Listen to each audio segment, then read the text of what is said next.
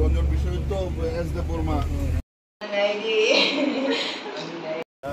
গাড়ির ভিতরে ভিডিওগ্রাফি করেন, গাড়ির রিসার্চ করেন আপনারা, গাড়ি সার্চ তারা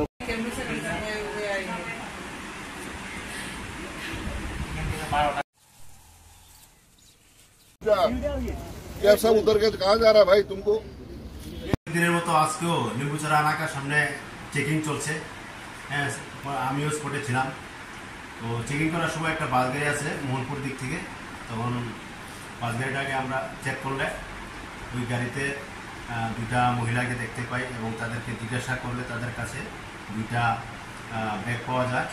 ওই ব্যাগের মধ্যে একজন মহিলার কাছে দুইটা প্যাকেট আর একটা মহিলার কাছে দুইটা প্যাকেট, দুইটা প্যাকেটের মধ্যে গাঁজা পাওয়া যায়।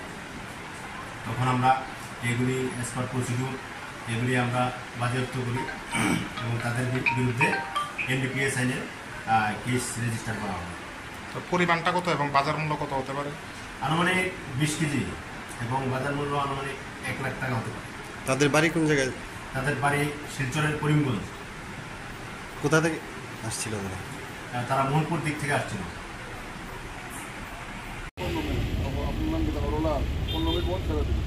আপনার না থাকলে পরে গাড়ি দিয়ে জমা করবে, তাড়াতাড়ি যাবেন।